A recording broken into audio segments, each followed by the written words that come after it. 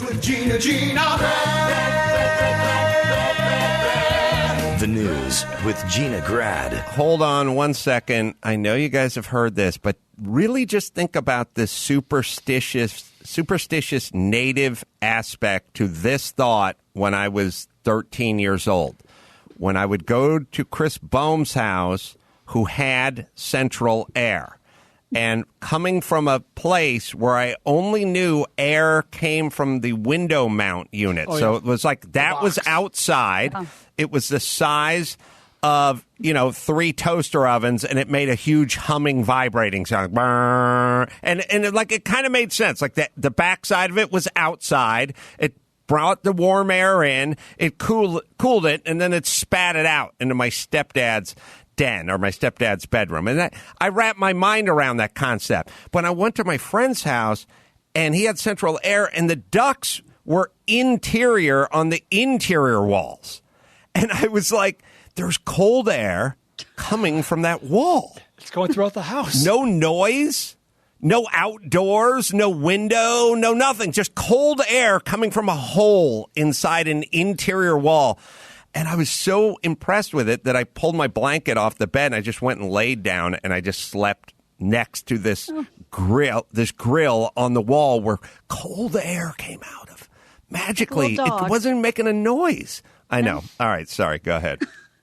Well, just to continue that story we were just talking about, Jessica Krug, she's a professor at George Washington University, revealed she'd been lying about being black for years. She will no longer be teaching classes this semester. A spokesperson for GWU did not comment further. Requests have not been returned for CNN. The message from the GWU administration comes just one day after Krug, who's a professor of African and Latin American studies, revealed she was not a black woman that she had been passing herself off as for years. Instead, she revealed she's white, Jewish, and from Kansas City. And throughout her adult life, there she is, Krug had masqueraded as North African, African-American, and Caribbean-rooted Bronx blackness. She apologized. It was on to her ass years ago, Roseanne Barr. She knew. Oh, yeah. White. That's right. She didn't know. A little yardstick, but how bad is racism in this country where half the people are trying to pass themselves off as the hated race? Well, not half the people, but there's cases of people trying to become a race that we allegedly hate and oppress. That doesn't seem like not a great strategy if in fact we are who we say we are. Well, it was funny because, like I said, August was the first person to send me this article, and then I got many after that. And he made some joke like, "Oh, it must be a friend of Gina's." Well, I said, it's not that big of a community in Kansas City. I promise you I know someone who knows her. So I texted my best friend, my oldest friend from Kansas City, and I said, what's the deal? The name sounds familiar. Do we know her? Yes, she went to our synagogue. She's so-and-so's niece. She was a few years behind us. She used to sit in front of us at synagogue. Wow. There you go. It's a small town in Kansas City. Now, was she doing this in order to get a break? I mean, to get on the staff or to be able to teach these subjects credibly? The other thing, too, is kind of weird. It's like, I can listen to a guy speak about the Civil War who didn't participate in the Civil War. Yeah, he doesn't need to be a reenactment guy. I'm old-fashioned that way. Like, I just feel like you can talk about black studies or Chicano studies. You may speak about that like you speak about any subject. Yes, Brian? Well, we got Cesario coming on soon, but like, some of the best analysis about sports, football in particular, are not from guys who played the game. You know what I mean? The best hitting coach. Ted Williams was a marginal hitting coach, you know what I mean? Because it came so naturally to him versus the person who studied it and like really understands like the science of hitting. And that's why Booger McFarland doesn't have a job. Exactly. Right. But I think you're right. Like, is it the chicken or the egg? I would be shocked. I mean, that would be a way bigger story if she felt like, like Soul Man, like she had to become this person to get this job. Then it would be like this undercover story and it would be totally different. This seems from just a few paragraphs that this is how she wanted to identify. And, I would get a job doing this. And she even said, I'm not a culture vulture. I'm a culture leech. So this was kind of her mea culpa. I'd rather, yeah.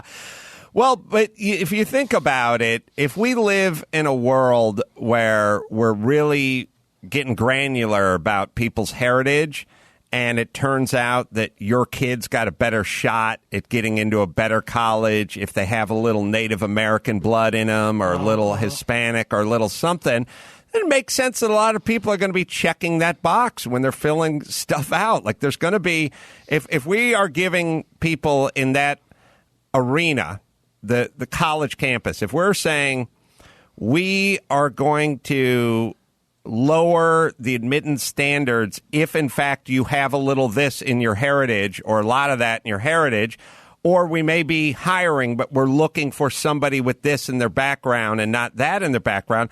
It stands to reason that a lot of people, especially in a murky world of heritage, are going to start fudging things, right? Why wouldn't you? Right. I mean, what's so different about Lori Loughlin? You know what I mean? It's like going, if she could have passed her kid off as like half Cherokee Indian or something, she probably would have done that. So I think we're going to see probably more of this. Well, she's no Elizabeth Warren. No. So we were just talking about the heat. It is comical outside here in Los Angeles. And like Adam said, we made history, 122 degrees in Woodland Hills, which is not far from here in the valley. One fire near Los Angeles over in San Bernardino County, just one county over, is being blamed on a gender reveal party. And we just had a story like this not that long ago. According to CAL FIRE, it's now burning over 7,000 acres, in the middle of 147-degree heat. As we record this, right now it's 7,000 acres. And it was caused by a smoke-generating pyrotechnic device. So this isn't the first time that this happened. I was seeing this trending, and I was like, wait a minute, this is an old story, right? Didn't we hear this story already? The same thing happened recently. Oh, now, my God. I'll tell you what happened last time. Do you know what tannerite is? I've heard about it. Well, let me refresh. In 2017, an Arizona man started a forest fire when he was doing a gender reveal target, and it was filled with tannerite. Oh, he's going to explode it, right. Explosive target, right, yeah. Right. And that caught a wildfire that torched 47,000 acres. The damage brought, $8 million. He agreed to pay $100,000 damages up front, along with $5,000 a month for the next 20 years. I have a theory. Yeah. I would say if you check back 30 years from now, a higher percentage of kids that were revealed in a gender reveal process will have a slightly higher percentage chance of having their gender reassigned at some point in their life. I think it's going to be a little bit higher, just a little bit. That's me. Get on that, Max Spada. Start tracking that. Google me right.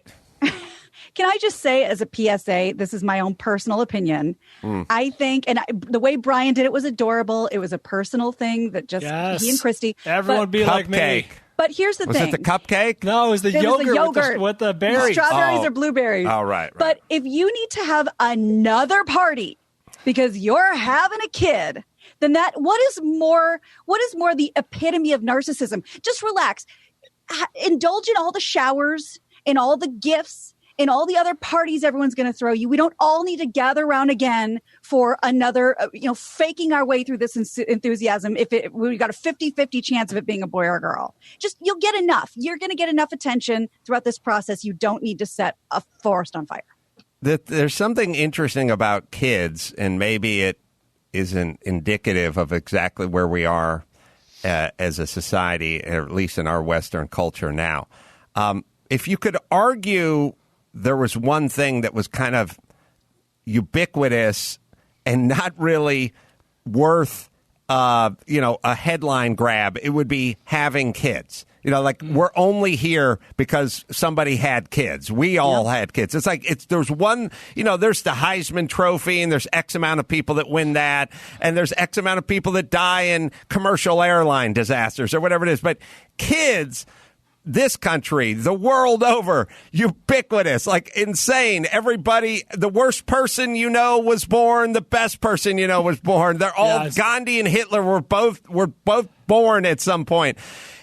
If all the things, and I get it personally, you're starting a family, you love your child. I get it. But globally, like outside of the personal, like, hey, this is my kid and this is my wife and we love our kids or whatever that thing. But to go sort of global with it, is sort of insane considering everybody's had a kid. Everyone was a kid. Most of the people you're telling, we have a kid. They go, yeah, we have kids too. So is everybody. This is not unique. It is ubiquitous the world over. It's actually rather unremarkable. Name me a nation that doesn't have kids. They're probably not a nation. You'd be hard pressed. Jesus man. Christ, in China, they'll kill every third one. Like, if it's not a boy, I mean, It's a surplus. we wouldn't be here if people didn't do this. This is unremarkable. No. Yes, that's what makes me a bad dad. It's true, though. It is pretty. We're all the product of being born. And again, the best, the worst, and everything in between has all just been born and had a gender. And also, again, I don't want to be Mr. Douchefire here, where I'm like, well, celebrate your family and celebrate your kids, but it really isn't news to the rest of us. Mm-hmm. That's what I'm saying. Your family and your friends are going to be thrilled and overjoyed for you, but outside of that circle, well. Right. And if you're famous, you'll have a couple of months of, ooh, look at so-and-so's baby bump. And then nobody cares anymore. Right. And then eventually, as I was watching Princess Di and the royal family, and they had some stuff running on CNN, I'm like, eventually the cutest little boy in the world gets male pattern baldness. And how? And there we go. That's where we're at. Let's do one more, Gina. All right, let's see here. Well, why don't we do one in honor of Vinny? Because I know at some point he's going to hear this, and I want to make him drive off the road with anger. Snack foods, a lot of them are rebranding right now. With the quarantine and the COVID-15 weight gain, everybody's trying to get in on people's sloth and people's just kind of hanging around the house and eating whatever they want for breakfast. So here's a quick list. I have 3 companies that are now rebranding as breakfast foods. First one, Little Debbie's oatmeal cream pies are now a breakfast cereal. They're described as crispy little oatmeal puffs with a creamy coating. It's a bold strategy, Cotton. Let's see if it pays off. Hershey's, this is my personal favorite. Hershey's announced this month it's launching Reese's Snack Cakes, which is a chocolate cake baked with peanut butter cream, covered in milk chocolate, branded as a mid-morning snack, specifically before lunch. And now they're not even doing anything to the product. They just slapped another word on the box. Kraft Macaroni and Cheese is adding the word breakfast. Wow. What's the strategy here? So the company hopes the new breakfast label will take away the shame and the stigma of people eating this shit for breakfast and giving it to their kids for easy to make non-breakfast food mornings. We tried this with Coke in the 80s, like Coke for breakfast. They had a whole... Remember. Yeah, do you remember that, Brian? I do, yeah. They had a whole campaign. My dad latched onto that and never quit. He still does Diet Coke every morning. They had Coke for breakfast, which is somewhere around New Coke. So they had a couple of interesting campaigns in the mid-80s or something. You'd be better doing Coke for breakfast than drinking Coke for breakfast. I know, right? So the word breakfast has always kind of been synonymous with, it's important and it's healthy and whatever. So when you put, they call them breakfast bars. They're essentially candy bars. It is insane to me. But you know what it is? This is all of us. It was because of Jolt Cola. So the Jolt Cola was the extra caffeinated cola. All the sugar, twice the caffeine. People were drinking that. So I had this interesting thought, and I've talked to you guys a little bit about it, but I was talking to Dr. Drew about this, which is the reason they invented granola is because people want to eat sweet carbs for breakfast, but they knew when they were eating honey sugar smacked puffs that it was bad, or Count Chocula was bad. So my mom knew that eating sugar flakes or frosted flakes or honeycomb, she knew that was junk. So now she had to figure this one out. That's junk. It's full of carbs and sugar, but I still want carbs and sugar. And then you'd go, how about you eat a poached egg? And they go, no, I want carbs and sugar, but it's bad for me. I know. Why don't we invent something called granola? Yeah, how about clusters of oats? Clusters of oats. And it's granola, and it's sweetened with dates. And then you you eat it from your hand-thrown bowl that your friend threw for you in his pottery commune. And then you eat it from that bowl, and now it's good. You're doing everything and right. You're like, oh, good, because this is what I want to do. Because that's from nature. Right, it's from nature. It's got the word nature in it. It's clusters, and it's wholesome, and it's whole grain, and whatever. So it was essentially, granola was invented so my mom could eat cereal for breakfast and feel good about it, or many people could eat. And I always remember when granola was kicking in, I was like, when I was a kid, I was like, well, of course, Captain Crunch is awesome, but this granola is not bad. Like, it's really sweet. It tastes all brown sugary and molassesy, and it's got stuff in it. And I was like, this is pretty darn good. So we, as human beings, we go, here's what we want to do.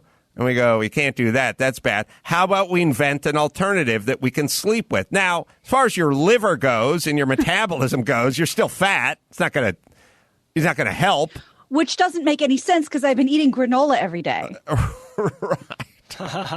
How could this be? Yeah. Right, but that's what this is. Like, I'd like to have Reese's peanut butter cups for breakfast. I don't think so. Oh yeah, it says breakfast on the wrapper. Oh. Talk about moving the goalpost. It's breakfast food now. And isn't it true, or isn't it commonly known that cereal was created to help people stop masturbating? Yeah, the whole Kellogg story and everything. Yeah. A bland breakfast will get you to stop masturbating. All right, let's bring it home, Gina Grad. You got it. That's the news, and I'm Gina Grad. Gina Grad. That was the news with Gina Grad.